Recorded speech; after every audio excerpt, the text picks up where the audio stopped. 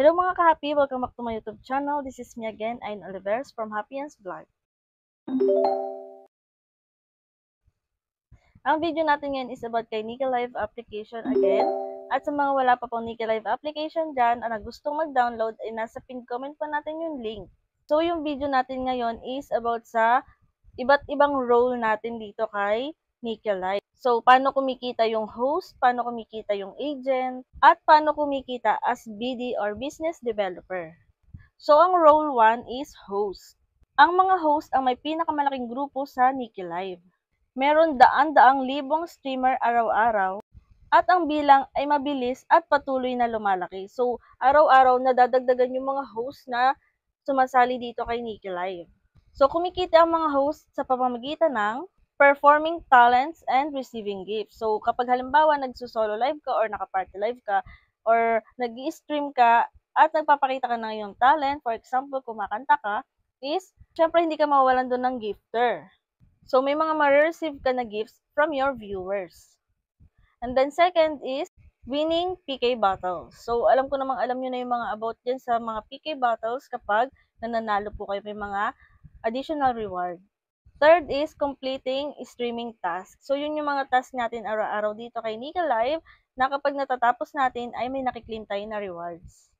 Fourth is inviting friends to join Nika Live. So, topic ko na to, mayroon na akong video about yan. Check nyo na lang po sa aking playlist na kapag nag-invite tayo dito, pwede tayo makakuha ng mga rewards galing sa mga na-invite natin.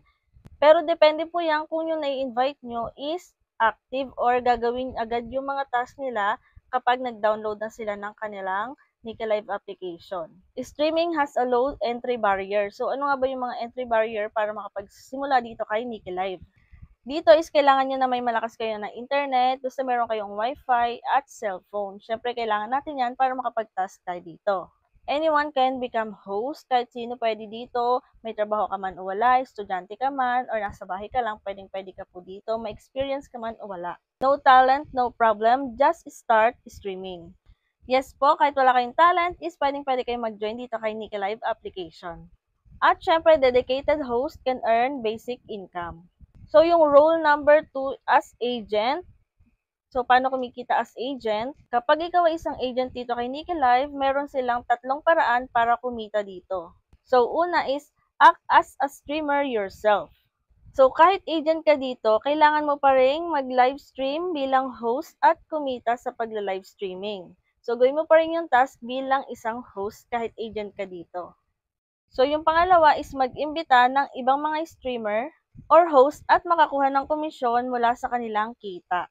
So, syempre kapag agent ka dito, kailangan mo mag-invite ng mga streamer or mga host bilang member mo para magkaroon ka ng komisyon kapag yung mga na-invite mo is active. Narito yung kanilang commission rule. So, the Nika Live Agency commission is calculated the overall team income for the week. The agency will only calculate the host earning through calls, gifts, and games, excluding the platform task. The agency's salary will be received every Monday and can be withdrawn anytime. The commission rate may vary from 4% to 20%. The agency also receives a bonus depending on the commission earned. So, below is the chart of the commission structure. So, dyan nyo po makikita yung mga commission sa agency. Yan, mga agency commission, no? So, ayan, pwedeng tumaas. Depende po sa performance ng inyong agency. So, may video na rin po ako dyan. May explanation ako about dyan. Nasa playlist lang. Check nyo lang po dyan. So, yung pangatlo is mag-invite kayo ng mga sub-agents at kumita kayo from their performance. Siyempre, kapag may mga active sub-agents din kayo at nag-grow din yung kanilang agency, is magkakaroon ka rin ng komisyon. Ito naman yung sub-agency rules. So, requirements of the agency, you need to have a minimum of 10 hosts, live for 1 hour a day, 4 days a week. You need to hit 500,000 beans income in 2 weeks. Otherwise, your agency might be dismissed. So, about sub-agency, the subordinates working under the agency are known as sub-agents. These sub-agents can be individual or a company. They can further hire more hosts and sub-agents under their agency and will follow the same rules and regulation as the upper agency. The income of the sub-agents will not be calculated in the main agency host performance. The commission rate will depend on the agency's total income. and the commission of the main agents will be given by Nika Live directly. There will not be any deduction from the host and sub-agents' earnings. So, yun na nga yung nabanggit ko na rin to sa mga iba kong video na kailangan meron kayong minimum of 10 active hosts. At kailangan nagla-live po sila ng 1 hour a day at least 4 days in 1 week. Mas maganda kung magla-live sila every day. So, active host na yung ganon. Pasok ka na agad. Role number 3 as BD or Business Developer dito kay Nika Live. Ang mga business developer ay itinuturing na mga senior level ng mga agent or ahente. Ang kanilang pangunahing trabaho dito ay mag-recruit ng mga active agent or mga aktibong ahensya na pwede magsimula rin dito kay Nika Live. Buwan ng sweldo or bonus ang kinikita nila base sa performance ng ahensyang dinadala nila.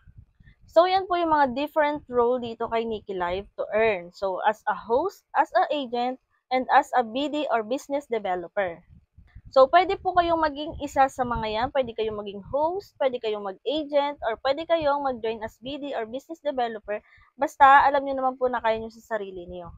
So, napag-aaralan naman yan mga B. So, explore nyo lang po si application at pwede kayong manood ng ganitong tutorial at kung may mga tanong pa kayo, pwede kayong mag-comment or i-check nyo aking playlist. Baka sakaling nandun yung mga hinahanap nyo yung tutorial.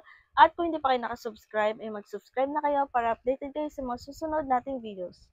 Yun lang and thank you for watching!